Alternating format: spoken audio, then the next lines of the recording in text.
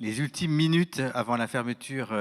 du musée pendant un mois pour assister à la conférence en rapport avec l'exposition ouverte depuis quelques semaines. Maintenant, le corps et l'âme. Cette présentation aurait dû être assurée par Marc Bormand, le commissaire de l'exposition, qui est empêché, mais la conférence est maintenue et sera assurée par Raphaël Bory, qui est conservateur du patrimoine, en charge de l'art sacré et de la religion au musée du Mucem à Marseille, qui a beaucoup aidé Marc Bormand durant tout le temps de préparation de l'exposition. Il a collaboré au catalogue, il est responsable de l'album et également de certains éléments de signalétique que l'on peut voir dans l'exposition. Alors, cette exposition fait partie d'un diptyque. Je ne sais pas si plusieurs d'entre vous ont vu la très belle exposition Le Printemps de la Renaissance, qui a eu lieu il y a quelques années au Louvre, qui présentait déjà un très bel échantillonnage de sculptures du Quattrocento italien, plutôt florentin. Et il est ici le second volet de cette présentation de la sculpture du XVe siècle italien, couvre des régions plus vastes, donc pas seulement la Toscane, mais également le nord de l'Italie, comme vous l'expliquera Raphaël Bory dans un instant, que je remercie beaucoup d'avoir remplacé comme cela, au pied levé, Marc Bormand. Voilà, donc je vous remercie encore d'être venu. Espérons que le musée rouvrira début décembre, comme il est prévu aujourd'hui. C'est évidemment très triste que le musée ferme ses portes, mais c'est comme ça. Et l'exposition, de toute façon, sera réouverte dès que possible. Et pour certains, les gens parmi vous qui ne l'ont pas encore vue, vous pourrez la voir, j'espère, cet hiver. Voilà, je laisse la parole à Raphaël en le remerciant encore. Très bonne conférence. Merci Guilhem. Alors tout d'abord, je voudrais vous remercier de passer ces derniers moments avant le confinement avec nous. Et pour commencer, je vais vous lire une citation de Léon Battista Alberti, un écrit extrait de son De Re Edificatoria, qui date de 1452, donc le début exact de la période dont traite l'exposition. Donc Léon Battista Alberti écrit que, selon lui, la beauté obtiendra, même de la part d'ennemis acharnés, qu'ils modèrent leur courroux et consentent à la laisser inviolée. Il affirme donc que la beauté et l'art, quelque part, ont le pouvoir de protéger. Cet extrait, qui est cité par Patrick Boucheron dans son introduction historique au catalogue de l'exposition, est assorti du commentaire de l'auteur, de Patrick Boucheron, qui précise que tout dans l'histoire cruelle des hommes dément cette idée consolante et douce. Et effectivement, la beauté des œuvres et de l'exposition dont il est question ici ne l'empêchera pas de fermer ses portes tout à l'heure pour au moins quelques semaines. La fortune était une figure qui était bien connue par les Italiens du Quattrocento, qui la représentaient sous des formes allégoriques de manière régulière. Elle pouvait être bénéfique, comme la médaille que vous avez à gauche de l'écran et qui est présente dans l'exposition, où le vent de la fortune souffle de manière positive, tandis que dans d'autres cas, elle pouvait être aveugle, comme sur ce panneau vénitien de la fin du XVe siècle que vous avez à droite.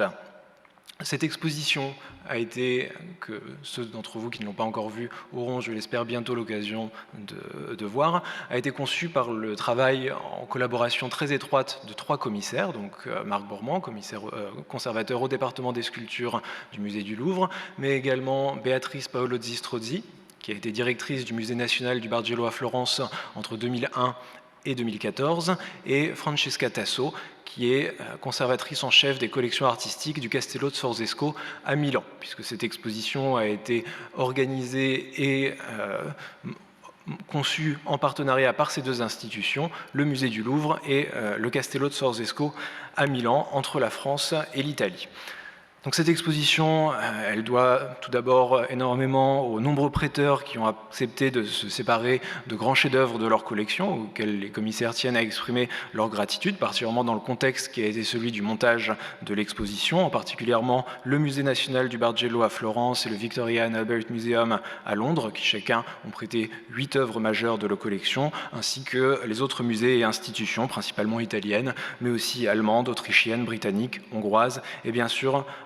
françaises, qui toutes, encore une fois, ont fait preuve d'une grande bienveillance et d'une grande confiance dans la situation complexe dans laquelle nous nous trouvons. Il faut ajouter également que cette exposition, et là encore c'est le message que les commissaires souhaitaient faire passer, eh bien, a été rendu possible, le projet a pu aboutir grâce au travail de toutes les équipes au Musée du Louvre et au Castello Sorzesco à Milan, qui ont fait avancer, qui ont travaillé à ce projet jusqu'au bout avec une volonté sans faille. Comme Guilhem Scherf vous le disait, ce projet d'exposition fait suite quelque part à l'exposition de 2013, le Printemps de la Renaissance, qui avait été organisée par le Louvre et le Palazzo Strozzi à Florence, qui revenait sur les premières grandes manifestations de la Renaissance à Florence dans la première moitié du XVe siècle. Donc ici, il s'agit bien de la suite, d'abord du point de vue chronologique, puisqu'on se place dans la seconde moitié du XVe siècle et le début du XVIe. Autre élément qui justifie cet aspect-là, c'est la figure de Donatello, grand sculpteur florentin qui était le fil conducteur de l'exposition précédente et qui en constitue ici le point de départ. Toutefois, il ne s'agit pas rigoureusement d'une suite exacte, puisque l'exposition de 2013 s'intéressait de manière principale à Florence, mais ici, c'est bien l'ensemble de la péninsule italienne et la manière justement dont vont s'y diffuser les innovations florentines qui a fait le sujet de l'exposition. Puisque les grands créateurs florentins, toscans notamment, se déplacent, et en se déplaçant dans la péninsule italienne, eh bien, ils diffusent leur style, ils diffusent leurs idées, tout en s'appuyant sur la diversité des traditions locales. Et ces mouvements, ces fusions, ces mélanges vont donner naissance dans tous les grands foyers de création que sont Venise, Rome, Naples, Sienne, Bologne, Padoue, Mantoue, Milan ou Pavie, à une extraordinaire diversité de langage artistique. L'Italie est alors, pour reprendre l'expression de l'historien de l'art André Chastel, un grand atelier. Et c'est ce grand atelier qui est véritablement le sujet de cette exposition. Alors pour revenir brièvement sur le contexte historique dans lequel s'inscrit le propos de l'exposition, l'Italie de la seconde moitié du XVe siècle est divisée en une multitude d'États, de taille et d'importance variables, comme vous pouvez le voir sur cette carte qui montre la situation en 1499, puisque les frontières changent de manière assez fréquente pendant la période qui nous intéresse. La paix de Lodi, qui a été conclue en 1454 entre les 5 principales puissances de la péninsule, Florence, Milan, Venise, le royaume de Naples et la papauté, a instauré une sorte d'équilibre qui a permis de réduire la conflictualité ou au moins de limiter les affrontements directs. Donc la première partie, la seconde moitié du XVe siècle est donc une période de stabilité relative jusqu'en 1494. Pendant cette période, on assiste également à une forme de simplification territoriale, alors qui n'apparaît pas de manière évidente lorsque l'on regarde cette carte, mais si je vous avais montré une carte de la fin du XIVe siècle, on aurait eu un nombre d'États encore plus conséquent, certains microscopiques et en tout cas beaucoup plus nombreux. Et on a également une forme de simplification du point de vue des institutions, c'est-à-dire que les Sforza qui dirigent à Milan, les Médicis à Florence, les papes à Rome ou les rois aragonais à Naples, eh bien tous exercent de plus en plus le pouvoir de façon monarchique, c'est-à-dire avec une seule personne qui dirige les affaires politiques, quel que soit par ailleurs le titre qu'ils peuvent porter ou l'origine qui est la leur. Eh bien, ces princes, qu'ils soient ducs, mercenaires, banquiers, prélats, eh bien, tous vont partager ce mode de gouvernement et ils vont également partager de plus en plus les valeurs culturelles de l'humanisme néoplatonicien qui se renforce dans la seconde moitié du XVe siècle. Cette convergence politique, elle va avoir des effets sur les échanges artistiques, puisqu'elle va favoriser la diffusion de modèles stylistiques florentins et participer également à l'élaboration d'un langage artistique et de légitimation politique commun. On a également, dans le même temps, en parallèle de ce mouvement, une diversification croissante des commanditaires, qui est plus tardive pour la sculpture que pour la peinture, puisque la sculpture nécessite des moyens conséquents. Et on arrive dans la seconde moitié du XVe siècle à avoir un marché qui s'affranchit en partie des grandes commandes publiques, avec de nombreux sculpteurs qui peuvent successivement travailler, toujours certes pour des princes ou pour de grands ordres religieux, mais aussi pour de simples particuliers, humanistes, courtisans ou bourgeois. La stabilité apportée par la paix de Lodi dure jusqu'en 1494, date à laquelle le roi de France intervient militairement dans la péninsule, qui devient à partir de ce moment-là un terrain d'affrontement entre les grandes puissances européennes, dans le cadre de ce que l'historiographie a appelé les guerres d'Italie, qui vont avoir un rôle majeur dans la diffusion de la Renaissance et de son langage artistique en dehors de l'Italie, tandis qu'à l'échelle italienne, eh bien, elles vont infléchir, sans les bouleverser complètement, les conditions de la création artistique. Si on prend l'exemple du duché de Milan, qui est contrôlé par la famille Sforza de 1450 à 1499, puis par la France de 1499 à 1512 et de 1515 à 1521, eh bien, on constate une certaine forme de stabilité. Si vous regardez les deux œuvres qui vous sont projetées à l'écran, celle qui se trouve à gauche est l'œuvre de Cristoforo Solari, qui a donc sculpté en 1497 le gisant du duc Ludovic Sforza et de son épouse, que vous avez ici, et qui va continuer à travailler dans la région à l'époque de la domination française, dans d'autres églises milanaises, à Pavie. Et à droite, vous avez une œuvre d'un autre sculpteur milanais, Bambaia, qui a parfois collaboré d'ailleurs avec son aîné Solari, qui sculpte lui aussi un gisant qui est tout à fait comparable à celui de Ludovic Sforza, mais cette fois-ci pour Gaston de Foix, qui est le neveu de Louis XII et le général de ses armées en Italie jusqu'à sa mort en 1512. Donc on a des déplacements d'artistes, mais on n'a pas une remise en question fondamentale des modes de création artistique. Alors, on a donc, pendant la période qui nous intéresse, une forme de tension continue entre des convergences, mais aussi des spécificités locales. Et on retrouve cette tension, ces convergences comme ces spécificités, aussi bien du point de vue politique que du point de vue de la production artistique. Donc on a une situation qui, de manière générale, est extrêmement complexe, et pour essayer de la présenter de la manière la plus claire possible, finalement, deux possibilités se présentaient au commissaire. La première était de proposer un panorama géographique de la création, grand foyer par grand foyer, ce qui était sans doute la solution la plus simple et la plus évidente pour saisir la spécificité de la production artistique de chacun d'eux. Ou une deuxième option, celle qui a été retenue par les commissaires, de chercher un fil conducteur qui permettait, sans engommer les spécificités justement, de rendre lisible bien le fonctionnement du grand atelier d'Italie, pour reprendre l'expression d'André Chastel, et de présenter ensemble des œuvres de villes et de régions différentes qui sont justement rarement montrées ensemble. C'est ce fil conducteur qui donne son titre à l'exposition, Le corps et l'âme. Il s'agit de la manière, finalement, dont les artistes, en s'appuyant d'une manière renouvelée sur les acquis de l'Antiquité, aussi bien grecque que romaine, vont mettre au centre de leurs préoccupations la figure humaine. Ils vont la représenter et l'interpréter dans toute sa richesse, en représentant le corps au repos, en mouvement, luttant ou encore rêvant. Les artistes s'attachent aussi à mettre en avant et en valeur les émotions de l'âme, tant dans le domaine sacré que dans le domaine profane,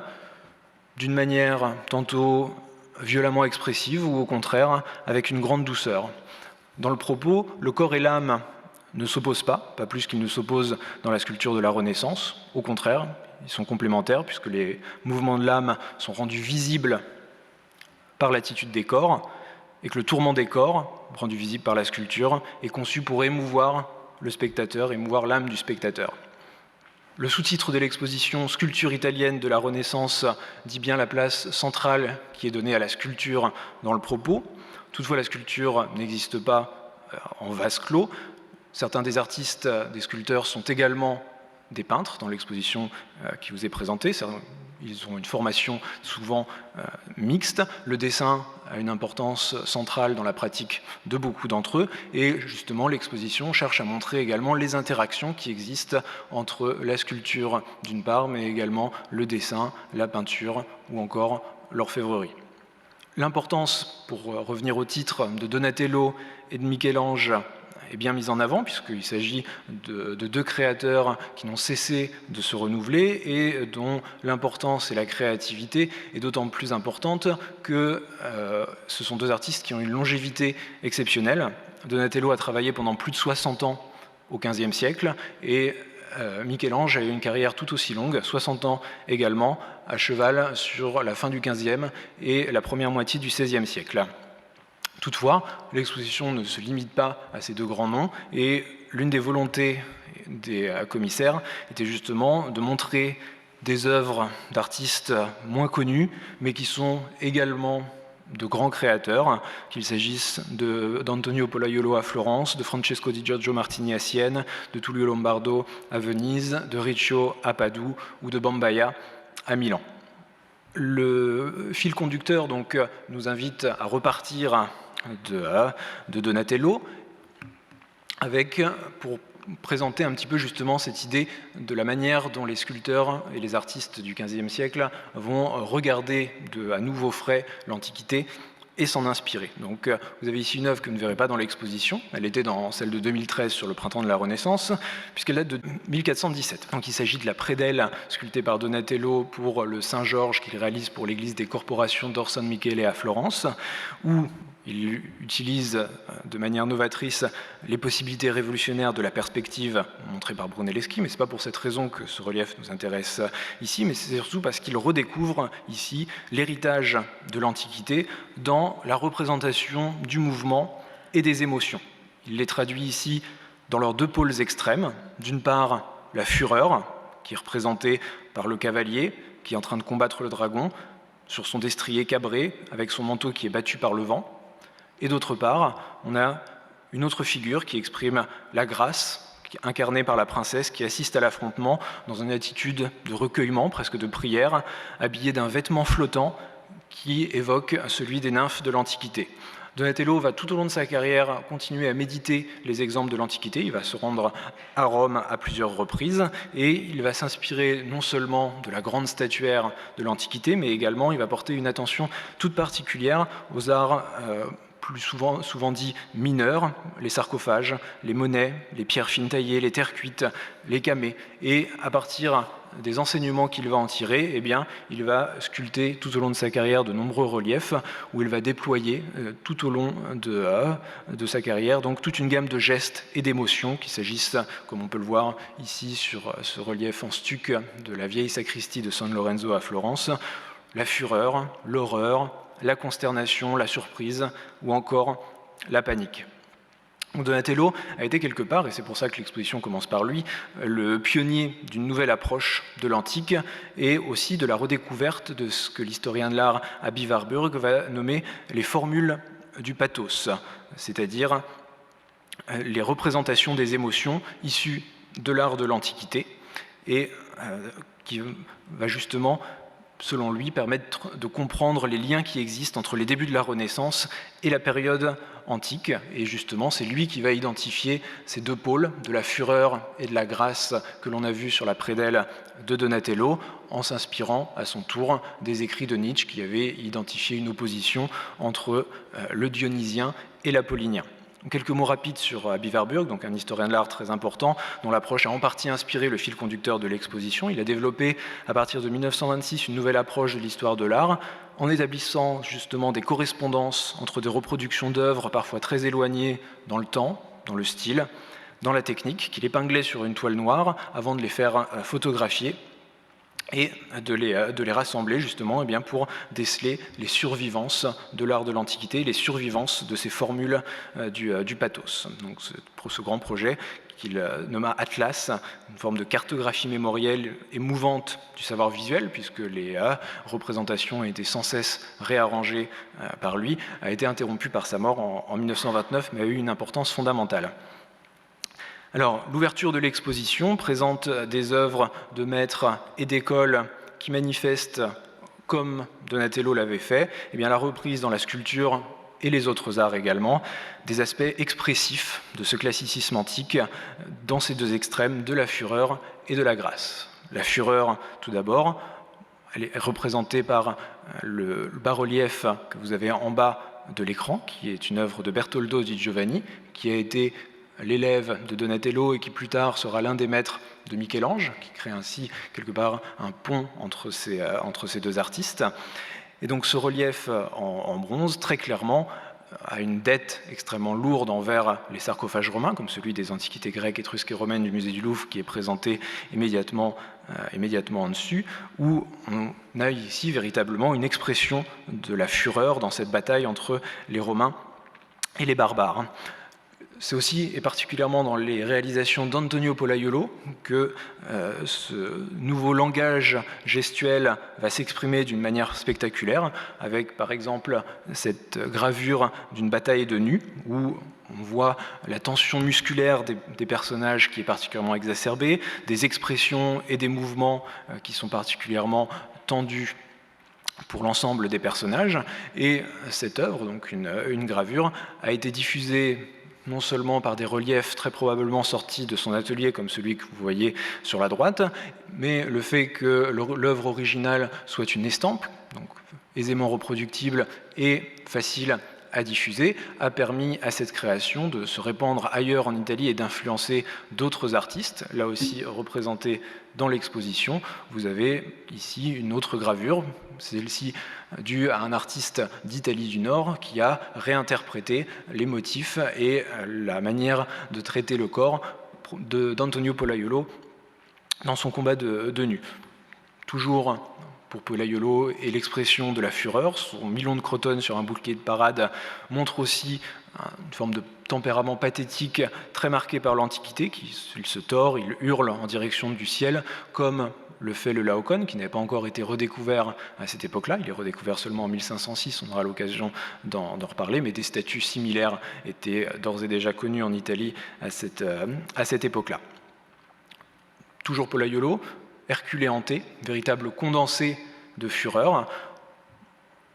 avec plusieurs photographies qui montrent la manière radicale dont change la perception de l'œuvre en fonction de l'emplacement où on la regarde. C'est ce qui fait toute la force de la sculpture, sa tridimensionnalité et la multiplicité des points de vue qu'offre ce médium. Hercule hanté et les œuvres de Pollaiolo sont présentées dans l'exposition en regard avec des œuvres d'Andrea Mantegna, le grand représentant de la Renaissance dans le nord de l'Italie, qui lui aussi traite des thèmes similaires. On a sa version ici de la représentation d'Hercule hanté et qui traduit dans des gravures et des grisailles souvent tirées de ses peintures, puisqu'Andrea Mantegna était un peintre,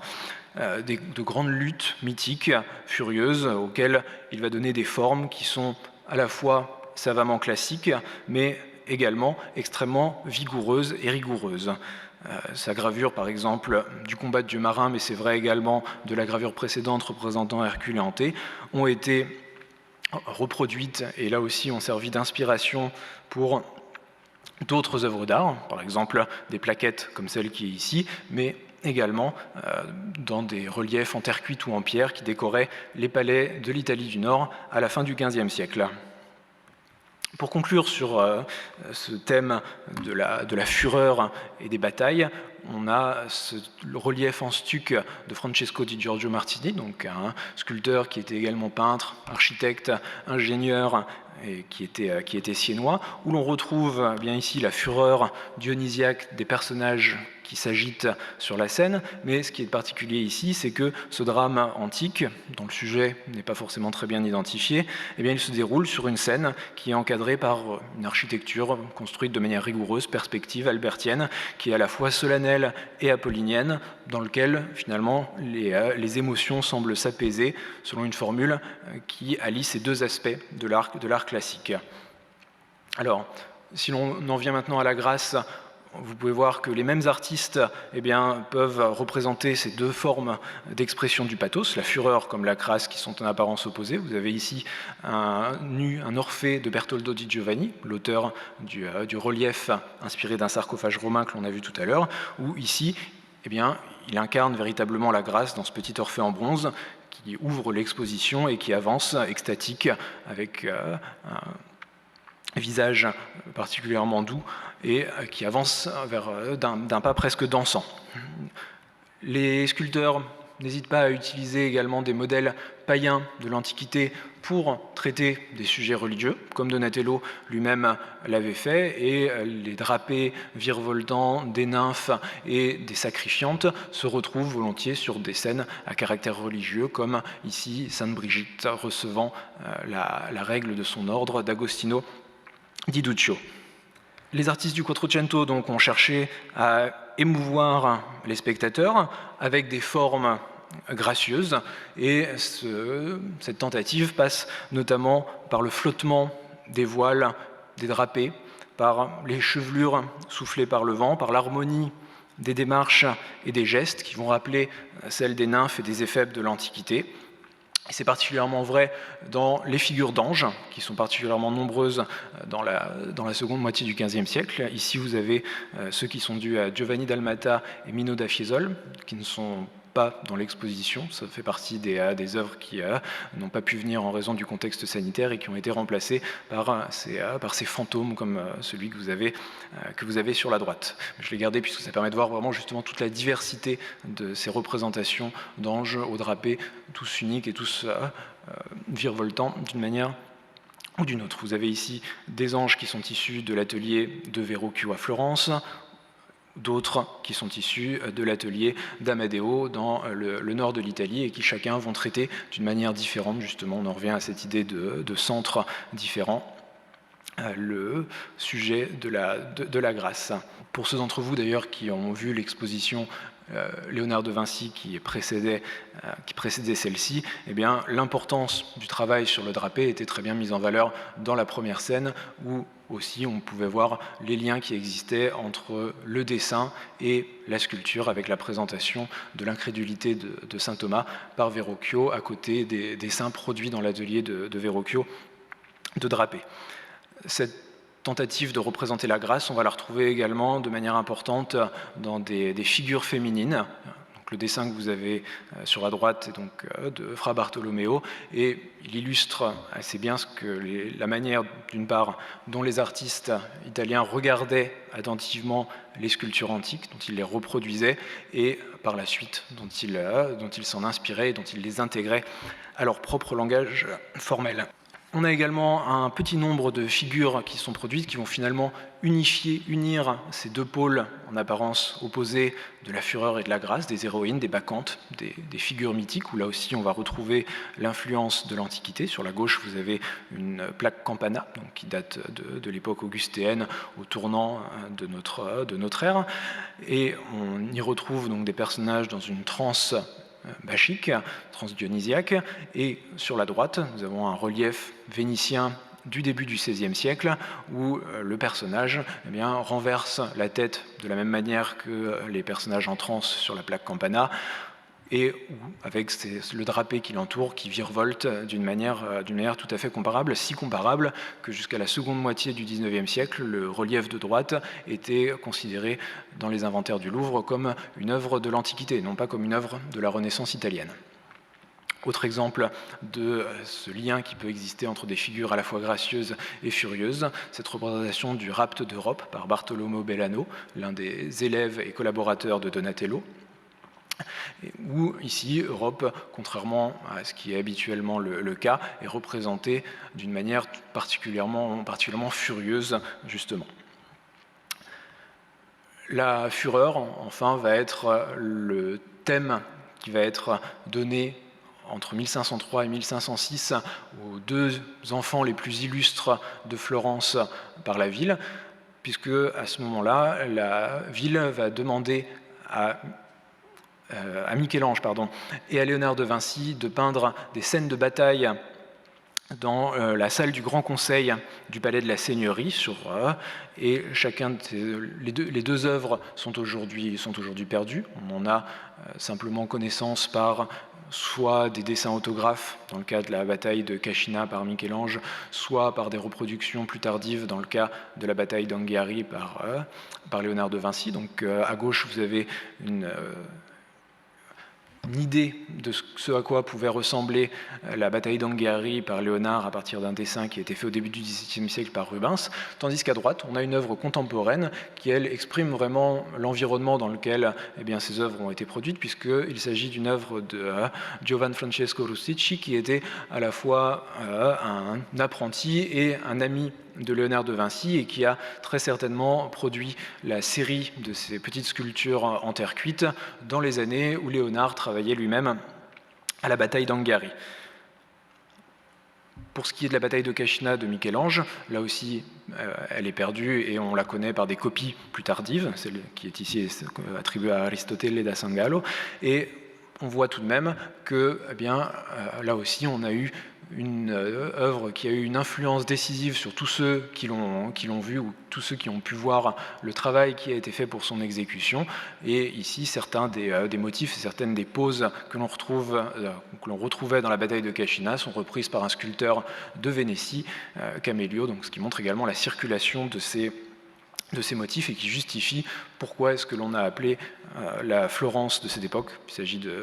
d'un terme qui a été utilisé par le sculpteur et orfèvre Cellini au XVIe siècle, l'école du monde, puisque les œuvres qui ont été produites par Léonard et par Michel-Ange à ce moment-là ont eu un impact véritablement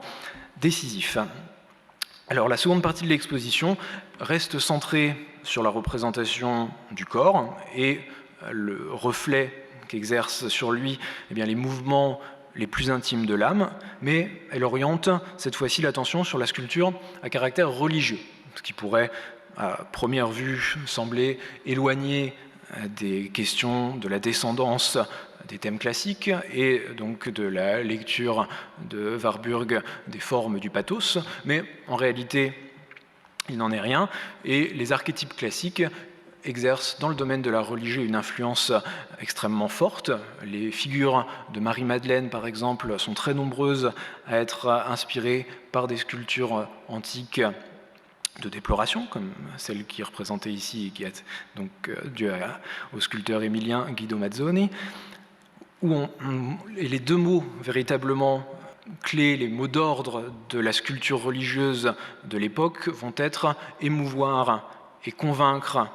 les spectateurs, avec une volonté véritablement de toucher intimement et même parfois violemment l'âme du spectateur avec des représentations religieuses qui vont dans certains cas s'inspirer des descriptions extrêmement éloquentes, précises, longues, que les prédicateurs faisaient des souffrances du Christ et de sa mère, puisque la prédication en Italie dans la deuxième moitié du XVe siècle est extrêmement vive et importante, et les grands prédicateurs, particulièrement de l'ordre franciscain observant, attirent pendant des heures des foules extrêmement importantes sur les grandes places italiennes, comme ici Saint-Bernardin de Sienne dans la première moitié du XVe siècle, représenté sur le campo de sa ville natale en train de prêcher. Alors, justement, les sculpteurs, dans certains cas, vont essayer de relever le défi qui consistait à donner corps, de manière très littérale, aux puissantes évocations verbales des prédicateurs. Cette partie s'ouvre dans l'exposition avec une grande crucifixion en bronze attribuée à Donatello, une œuvre exceptionnelle par bien des aspects, qui montre bien le caractère toujours innovant de Donatello, puisque ici on retrouve d'étonnantes incrustations d'argent et de cuivre doré qu'on ne retrouve pas ailleurs chez l'artiste. Donc ça montre bien qu'il se renouvelle de manière permanente, et c'est une œuvre qui est une œuvre tardive, puisque elle a sans doute été exécutée soit à Padoue en 1453, puisque Donatello a passé une dizaine d'années en Italie du Nord à Padoue jusqu'à cette date, soit immédiatement après son retour à Florence. Donc c'est une œuvre de maturité, une œuvre tardive, et elle montre également, ou en tout cas elle permet de montrer la manière dont l'œuvre de Donatello a particulièrement servi de référence, notamment pour les artistes du nord de l'Italie, mais également certains d'entre eux dans le centre de l'Italie. On peut par exemple mesurer l'influence de Donatello dans cette œuvre de son élève Bertoldo, qui là aussi va réutiliser, en l'adaptant avec son style propre, notamment dans le traitement plus classique des drapés, l'intérêt que Donatello manifestait et bien justement pour ces figures éplorées et l'expression parfois violente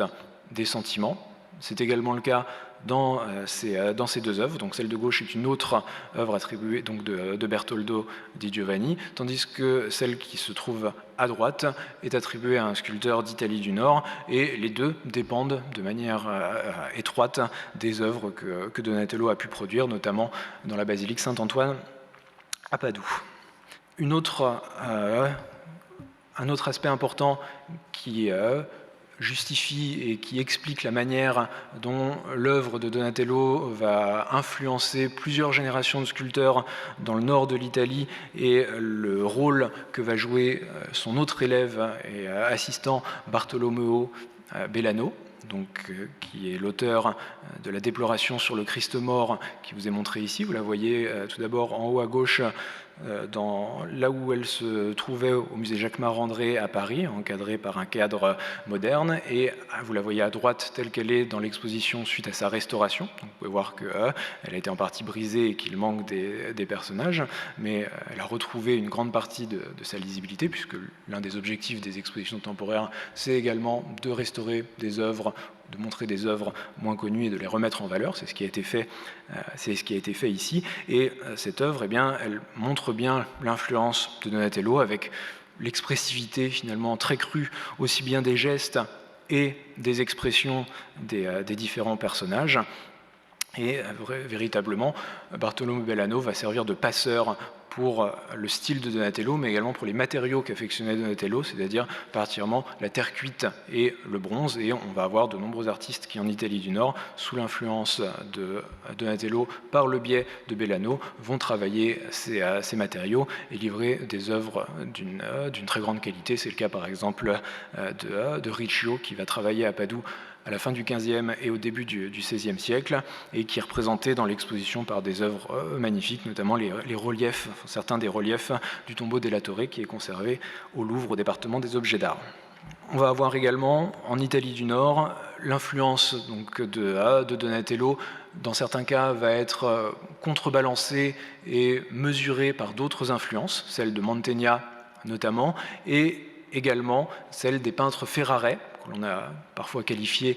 d'excentriques, qui ont un style très particulier, avec des formes extrêmement brisées et anguleuses, encore plus marquées que celles du style déjà âpre et parfois anguleux de Mantegna. Et cette influence, eh bien, elle se fait sentir chez des sculpteurs du nord de l'Italie, notamment ceux qui vont travailler sur les grands chantiers du nord de l'Italie, la Chartreuse de Pavie, la cathédrale de Milan, ou encore la chapelle Colleoni à Bergame. Un point culminant, en quelque sorte, de l'impétuosité dramatique et de l'équilibre formel est constitué par ce relief de Francesco di Giorgio Martini, que nous avons déjà rencontré tout à l'heure, où on se trouve dans le même type d'espace construit de manière rigoureuse, un espace perspectif, où ici on va retrouver ces mêmes figures extrêmement expressives, la douleur que manifeste le Christ, ou encore la brutalité du bourreau dont vous pouvez voir un zoom. Et il s'agit là d'une œuvre qui a été réalisée par un artiste siennois qui travaillait à cette époque-là à Urbino, dans les Marches, ce qui nous montre bien, encore une fois, le déplacement des artistes et le langage commun qui peut exister pour les artistes de la Renaissance dans la seconde moitié du XVe siècle. Alors, cette recherche de pathos religieux, elle va s'incarner dans un certain nombre de figures, notamment des représentations de Saint Jérôme et de Marie-Madeleine, qui sont les deux grands pénitents de la tradition chrétienne telle qu'elle est perçue et conçue à l'époque. Les prêches du dominicain Savonarole, notamment, vont mettre ces figures en valeur. Donc Savonarole, qui prêchait et qui pendant un temps a dirigé un gouvernement théocratique à Florence, a eu une influence qui dépassait très largement la ville. Alors plus que le marbre et la terre cuite, les matériaux qui vont servir de support pour cette volonté de communication immédiate vont être la terre cuite et le bois, qui sont plus malléables et sur lesquels on va appliquer de manière fréquente une polychromie qui va accentuer l'effet mimétique qu'elles peuvent avoir. On a par exemple deux autres statues en bois ici de Francesco di Giorgio Martini, qui explorent d'une certaine manière la profondeur de l'âme humaine, avec la mise en parallèle qui a permis l'exposition entre son Saint-Christophe d'une part et son Saint-Jean-Baptiste d'autre part, l'un avec un visage qui empreint d'une sérénité pleine de retenue, tandis que l'autre déborde d'une puissance qui est presque herculéenne. Un autre thème qui va se développer à partir des années 1460 et qui est véritablement l'un des plus caractéristiques de l'art religieux italien du XVe siècle, c'est celui de la lamentation sur le Christ mort, qui constitue véritablement une sorte de théâtre des sentiments qui va se déployer dans de grands groupes sculptés illustrant la mise au tombeau, puisqu'on va avoir dans ces groupes qui sont très souvent grandeur nature des personnages avec des attitudes extrêmement variées qui vont du désespoir exprimé par des gestes emphatiques à une forme de méditation très intense. Finalement, on est comme sur une scène de théâtre avec des figures qui sont disposées sur plusieurs plans, mais qui toutes vont être reliées par des jeux soit de regard, soit par des gestes. Et la polychromie véritablement naturaliste que l'on va appliquer sur ces lamentations va accentuer quelque part cette vraisemblance presque troublante qui a pour objectif de susciter et d'amplifier également l'empathie du fidèle. Donc ce type d'œuvre va être particulièrement répandu dans le nord de l'Italie, entre l'Émilie et la Lombardie. La troisième partie de l'exposition s'intéresse aux évolutions stylistiques qui vont commencer à se faire jour à la fin du XVe siècle et qui va s'affirmer de manière simultanée dans plusieurs grandes régions italiennes et qui va être caractérisée cette fois-ci par un intérêt pour des modèles classiques plus calmes, plus harmonieux, finalement plus apolliniens que dionysiaques, qui vont donc revenir un petit peu en arrière par rapport à ce qu'avait fait par rapport à l'héritage de Donatello, et cette fois-ci, ou en tout cas prendre une autre direction. Et à la suite notamment de Verrocchio, on va voir des peintres comme le Pérugin ou encore le jeune Raphaël qui vont s'intéresser à l'intériorité de l'être humain, sans emphase narrative, mais avec une forme de bienveillance et d'amabilité. Donc là, vous avez à gauche une représentation du Christ de pitié qui est donc du Pérugin, où on retrouve une forme de calme olympien qui était complètement absent des œuvres que l'on a pu voir précédemment, où la passion et la fureur étaient présentes chez l'ensemble des personnages représentés. Donc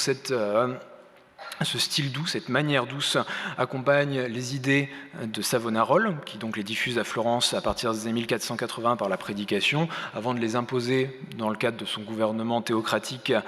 entre 1494 et 1498. Et Savonarola, en réalité, souhaitait le retour, il a prêché sur l'art, il s'intéressait à l'art, et donc ce qu'il souhaitait, c'était un retour à un art simple et dépouillé, qui s'éloignait quelque part du raffinement à la fois mondain et sophistiqué de la production artistique à Florence sous Laurent de Médicis, qu'on appelait Laurent le Magnifique. Donc on trouve un écho de cette simplicité dans les proportions extrêmement harmonieuses, composées de manière très classique, marquées par un léger contrapposto, un léger hanchement, des figures qui sont réalisées par Andrea della Robbia ou Benedetto da Maiano. Vous avez deux représentations de Saint-Sébastien qui sont présentes dans l'exposition, qui incarnent une forme de beauté idéale, qui est traitée de manière très antiquisante, pour représenter les héros chrétiens, puisque pour Savonarola, pour revenir à lui, on doit reconnaître finalement la pureté et la perfection de l'âme dans l'harmonie physique. Cet adoucissement des formes, par rapport à ce que l'on avait connu précédemment, s'ajoute chez Andrea della Robbia à la lumière qui irradie de l'émail blanc, qui renforce finalement le mélange de la beauté idéale et de la beauté divine. On a une évolution stylistique que l'on va donc ici, que l'on voit dans le centre de l'Italie, mais qu'on va retrouver dans d'autres foyers également, notamment à Venise, avec la figure de Tullio Lombardo, qui produit des figures rêveuses, avec une chevelure dense, avec des boucles agencées de manière très, très soigneuse, qui propose lui aussi une interprétation empreinte de classicisme du style doux. Alors là, l'œuvre qui est à gauche est une œuvre intégralement due à Tullio Lombardo et à son atelier, tandis que celle de droite est une œuvre, un antique romain, qui a été restauré par Tullio Lombardo au début du XVIe siècle, ce qui montre bien l'intérêt que portaient ces sculpteurs aux œuvres de l'Antiquité. Ils le faisaient de manière professionnelle pour des commanditaires, mais ça leur permettait de se confronter véritablement au plus près à la sculpture de l'Antiquité. Alors, ce style doux, il va également se développer dans le cadre de ce que l'on appelle les studioli, les études, qui sont des lieux que se font aménager les humanistes et les princes de la Renaissance, qui, comme on l'a dit, eh bien, partagent une culture commune. Donc, dans toute l'Italie, ils vont installer ces lieux qui sont à la fois des lieux d'études, de contemplation, de méditation, mais également de représentation, de mise en scène quelque part. L'un des studioli les plus prestigieux est celui du duc d'Urbino, donc, où l'on retrouve marqueterie et peintures qui sont mises en valeur, et le duc d'Urbino, qui est représenté sur la droite dans un tableau de Pietro Berruguete, était un condottiere, un chef mercenaire, ce qui ne l'empêchait pas de se mettre en valeur, comme il le fait ici, en train de lire, avec son armure bien visible sous une robe et son aume posé à côté de lui. Donc il y a toute une dimension de mise en scène où la culture pour les élites italiennes de cette époque-là est quelque chose qu'ils souhaitent mettre en valeur. Donc ces studioli, ils vont les décorer avec des marqueteries, avec des peintures, mais également avec des sculptures, des objets de l'Antiquité et des objets créés spécialement par les artistes contemporains, notamment des sculptures. Vous avez ici donc une autre œuvre de Tullio Lombardo, où on retrouve bien ce caractère un petit peu rêveur de la sculpture, avec finalement une volonté de représenter les aspects fugaces de la vie humaine, la jeunesse, la beauté, les sentiments, à travers des formes extrêmement douces, qui est inspiré de compositions de l'Antiquité romaine, des portraits doubles qui étaient nombreux en Italie, mais qu'ils transfigurent de manière évidemment extrêmement importante. Et donc cette œuvre, qui, comme vous le savez, est la couverture de l'exposition, a été mise en valeur, ça faisait partie des intentions scénographiques dont on parlera, de manière très centrale dans le parcours de l'exposition, pour véritablement pour montrer son importance. Donc, autres exemples de ces œuvres produites pour les studioli inspirés de l'Antiquité. Donc à gauche, un petit bronze qui est dû à l'Antico, donc c'est le surnom de Pier Jacopo Alari Bonacolsi. Et donc ce surnom montre bien la spécialisation qu'elle avait opérée, où il fabriquait des petits bronzes de grand prix pour les élites italiennes qui décoraient leurs studioli. Sur la droite, un marbre d'Antonio Lombardo, le frère de Tullio, qu'il a réalisé pour la décoration du studio de marbre du duc Alphonse d'Este à Ferrare. L'exposition passe ensuite à un autre tournant majeur dans l'histoire de la sculpture. La polarité va se déplacer à partir de ce moment-là vers Rome, où va avoir lieu, au début du XVIe siècle, le développement d'une nouvelle idée de la beauté, qui finalement va avoir pour objectif, pour les artistes, de transfigurer le réel vers le sublime. Alors dans son prologue à ce qu'il nomme la troisième et dernière époque de l'histoire de l'art italien, le peintre et historien de l'art du XVIe siècle, Giorgio Vasari, insiste sur l'importance de la découverte à la fin du XVe et au début du XVIe siècle d'une série de grandes sculptures antiques. Il cite le Laocoon, l'Hercule, le torse-géant du Belvédère, ainsi que Vénus, Cléopâtre, Apollon et beaucoup d'autres. L'une des plus marquantes, peut-être sans doute la plus spectaculaire de ces sculptures, est le Laocoon, qui est découvert donc en 1506, et qui va contribuer à renforcer ce prestige de l'Antiquité. Alors cette œuvre monumentale est très vite identifiée comme le chef-d'œuvre des sculpteurs rhodiens Agésandros, Polydoros et Athénodoros, qui est décrit par Pline l'Ancien, et ce groupe sculpté monumental va exercer une influence profonde sur les artistes de la Renaissance qui vont le reproduire. Il va être donc ici sur la gauche, vous avez un petit bronze attribué à Jacopo Sansovino, qui est une réduction du Laocoon, sans doute réalisée immédiatement après sa découverte. Il va y avoir des gravures extrêmement nombreuses qui vont diffuser cette image. Et comme vous le voyez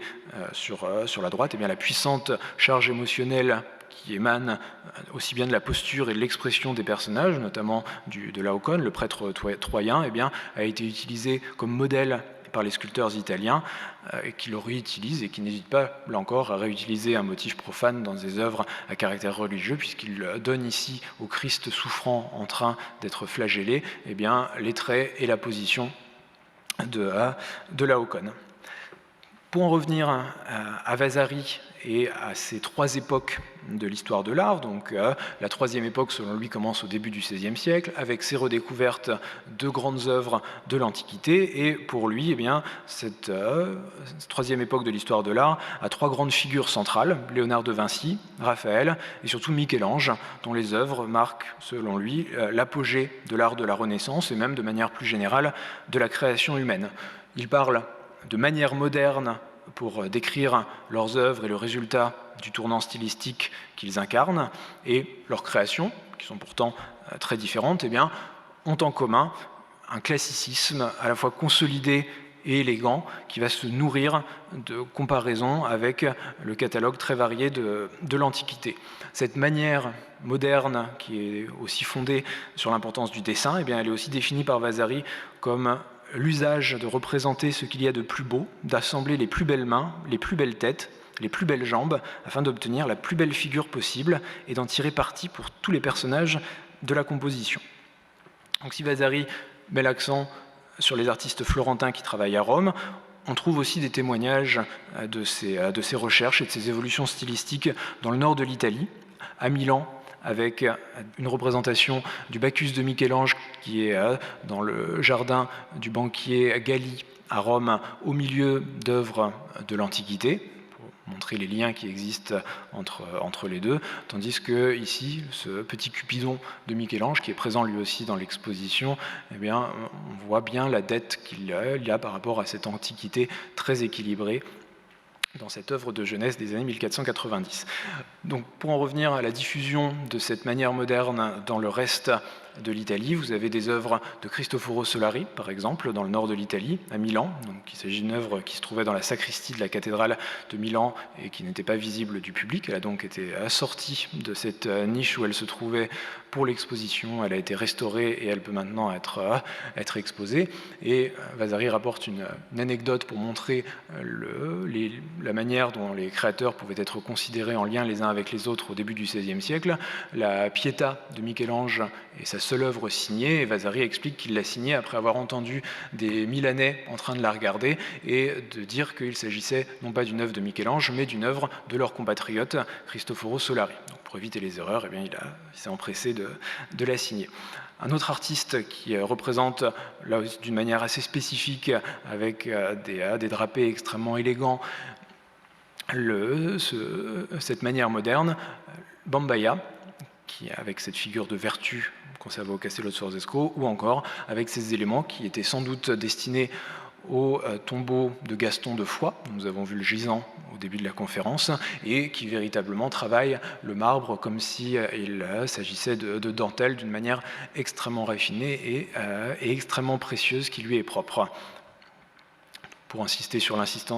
l'importance du dessin, vous avez ici sans doute ce qui était un projet de tombeau pour Gaston de Foix. Le projet n'a pas été réalisé, sans doute était-il trop ambitieux et trop complexe, donc aujourd'hui on n'en conserve que des fragments dans différents musées. Tullio Lombardo, également, dans une certaine mesure, se situe dans ce mouvement, à la limite entre le style doux et cette manière moderne. L'exposition va donc se terminer par la figure de Michel-Ange, qui incarne véritablement par ses œuvres ce sublime de la manière moderne, puisque Michel-Ange, dès l'achèvement à Florence en 1503 de son David, son grand nu colossal et héroïque, plein d'une fermeté véritable virile et d'une tension, d'une énergie concentrée, eh bien, va être un artiste reconnu par ses pairs et par ses contemporains comme véritablement hors du commun. Il va être appelé à Rome par le pape Jules II pour concevoir son monument funéraire. Après un premier projet colossal qui a été interrompu par une autre commande, du pape également, la voûte de la chapelle Sixtine, Michel-Ange va proposer un deuxième projet, où, donc cette fois-ci, un tombeau, un monument adossé à une paroi comportant de multiples figures, dont font partie les deux esclaves conservés au musée du Louvre. Alors que Michel-Ange avait à l'origine conçu comme des trophées qui symbolisaient les victoires militaires de Jules II, puisque Jules II était un pape de guerre, un pape qui se battait, qui se rendait sur les champs de bataille. Donc, l'origine, les esclaves devaient symboliser les victoires de ce pape. En réalité, Michel-Ange les a représentés comme des allégories de la lutte âpre et sans espoir de l'âme humaine contre les chaînes du corps. L'esclave mourant, qui est représenté à gauche, assoupi, endormi, on ne sait pas trop, résume à lui seul l'aboutissement de ce classicisme antiquisant du début du XVIe siècle. C'est une figure qui est à la fois stable, dont les formes sont harmonieuses. Le corps masculin est conçu d'une manière apollinienne, avec des contours très souples et une musculature extrêmement puissante. À l'inverse, l'esclave rebelle, sur la droite, une figure athlétique, par son mouvement qui est légèrement tournoyant, inscrit la figure dans une dynamique qui est ascendante, et où l'être humain, finalement, malgré ses liens, tourne son regard, comme le fait l'esclave rebelle, vers le monde céleste. Il annonce finalement la ligne serpentine qui est la caractéristique du maniérisme et qui s'épanouira dans la sculpture du reste du XVIe siècle. Alors, les esclaves ont donc été déplacés de la galerie Michel-Ange qui les accueille habituellement, et le souhait des commissaires était de ne pas les présenter de la même manière. Il a donc été décidé de les représenter en lien avec le projet de tombeau de Jules II. Donc vous avez ici un dessin qui est conservé à Florence, et où vous pouvez voir les figures de nus sur les différents pilastres, et ils ont donc été représentés dans l'exposition en face, devant ce dessin, avec, si vous regardez à l'arrière-plan, vous avez également le Christ à la colonne de Cristoforo Solari qui a été mis là de manière intentionnelle pour montrer les liens qui peuvent exister entre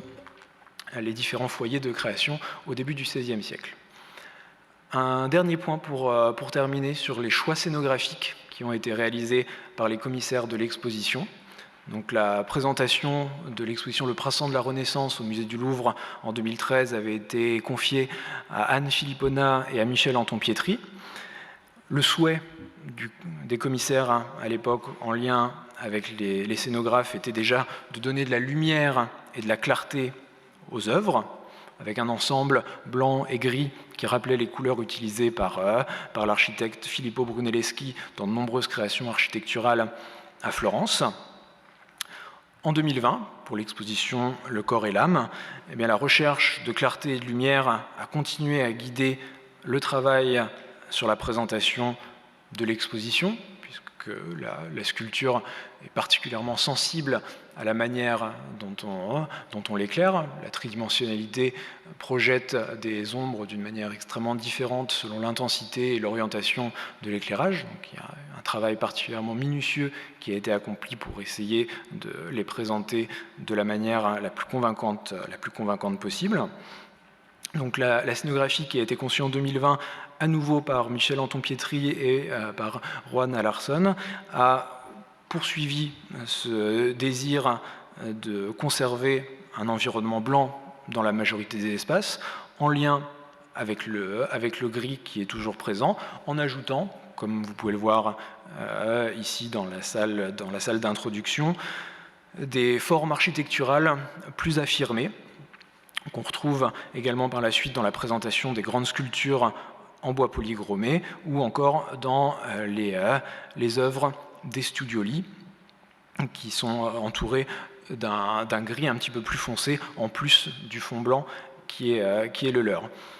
Un autre aspect qui a guidé les choix scénographiques a été la volonté de ménager des surprises, en quelque sorte, en dissimulant certains panneaux, certains pans de l'exposition derrière certains de ces grands panneaux. Donc vous avez un ensemble particulièrement spectaculaire derrière le panneau bleu qui se trouve sur la droite, que le visiteur découvre lorsqu'il le dépasse. Et les choix qui ont été faits dans cette salle, où on trouve en plus du blanc, en plus de cette couleur bleu-violet, on retrouve également des fonds rose-orangé qui ont été choisis spécifiquement pour afficher les œuvres en bronze, puisque ces œuvres en bronze sont particulièrement sensibles, d'une part, à l'éclairage. Elles sont également très sensibles aux fonds sur lesquels on les présente. Il fallait avoir un contraste suffisant pour permettre de les identifier, de bien les lire, puisque ces œuvres sont des œuvres qui sont véritablement capitales. C'est aussi pour cela qu'il a été choisi de leur donner, pour beaucoup d'entre elles, une simèse complète pour une seule œuvre, parce que ce sont des œuvres qui, de loin, n'apparaissent pas forcément comme extrêmement spectaculaires, mais une fois qu'on prend le temps de les regarder de près, si elles sont mises en valeur dans les bonnes conditions, apparaissent véritablement comme les chefs-d'œuvre qu'elles sont. C'est sur ces quelques mots de présentation de la scénographie que s'achève la présentation de l'exposition. Je vous remercie encore une fois pour votre attention et d'avoir encore passé ces derniers moments ici au Musée du Louvre. Je vous souhaite une bonne soirée.